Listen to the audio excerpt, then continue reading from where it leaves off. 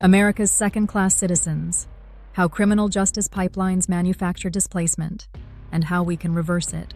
Cha 1. The conveyor belt into marginalization stage, what happens, why it produces displaced people. Key data. Overpolicing and pretext stops low-level traffic or suspicious person stops that escalate into arrests, e.g., loose pills misidentified as narcotics. Vehicle impound fees, days in jail waiting for arraignment, job loss, eviction. 70% of people in local jails are only awaiting trial, not convicted. Median felony bail, $10,000, well above the annual income of many arrestees. Prison Policy Initiative. Civil asset forfeiture property, cash, cars, seized on suspicion before trial. Owners must sue to regain it. Loss of transport or savings means lost employment and housing instability. Federal forfeiture inventory regularly tops $800 million per year. Justice DEA Privateprison occupancy quotas. Contracts lock states into 80-90% bedfill mandates or pay penalties. Financial pressure on agencies to keep cells full, discouraging decarceration. CCA's template contract sought 90% occupancy for 20 years. Many states signed similar deals. In the Public Interest AUBLR Fines, fees, and probation traps, courts levy user fees, probation charges, and surcharges. Failure to pay becomes a new crime.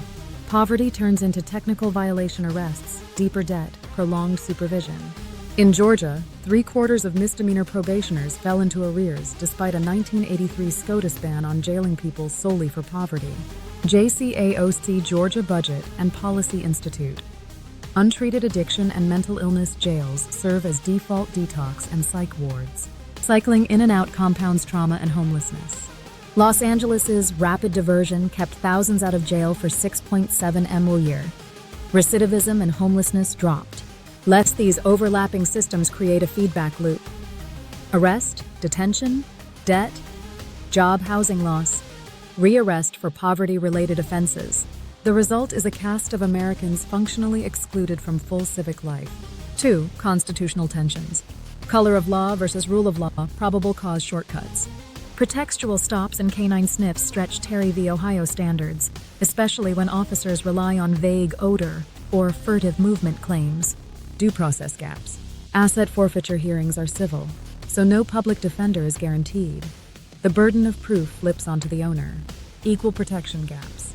Black Americans make up 13% of the population, but 43% of the pre-trial jail population, reflecting disparate policing and bail-setting practices. Prison Policy Initiative. The current White House directive, ordering agencies to purge rules that conflict with constitutional guarantees, could ripple down to states because federal criminal justice grants, burn JAG, Medicaid jail detainee waivers, etc., increasingly require civil rights compliance.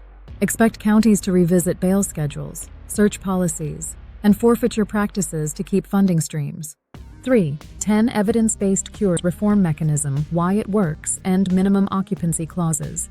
Ban quota language in new prison contracts and renegotiate existing deals. Removes financial incentive to over-incarcerate.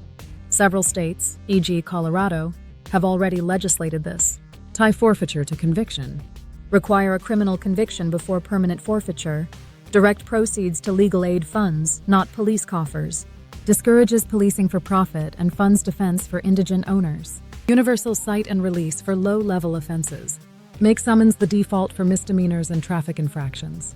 Keeps people working and housed, cutting jail costs immediately. Cash bail replacement. Use validated risk assessments and non-monetary conditions. Text reminders, check-ins. Jurisdictions that abolished money bail saw no rise in missed court rates. Saves 13.6 SISB annually. Prison Policy Initiative, automatic record restriction expungement. Clean slate algorithms seal eligible cases without paperwork. Pennsylvania's model processed 40 M cases, boosting employment and wages statewide. Fee and fine forgiveness for indigents. Courts must hold ability to pay hearings, cap total debt.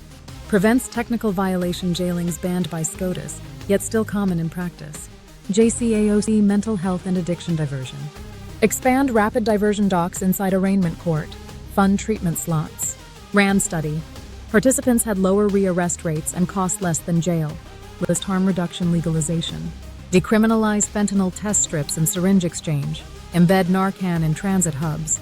CDC credits harm reduction plus treatment scale up for a 16.9% drop in overdose deaths.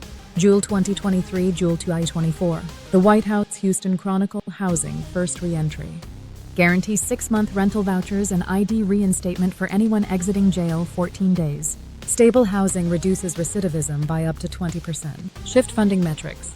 Pay counties for documented reductions in recidivism, homelessness, and ER visits, not bodies in beds. Aligns incentives with public safety outcomes rather than incarceration volume. 4. Linking federal, state, and local levels grant eligibility audits. DOJ, HHS, and HUD can condition funds on ending unconstitutional practices, e.g., debtors' prison probation. Model legislation toolkits. A national constitutional compliance codex can provide states with template bills on bail, forfeiture, quotas, and clean slate automation. Data transparency mandates.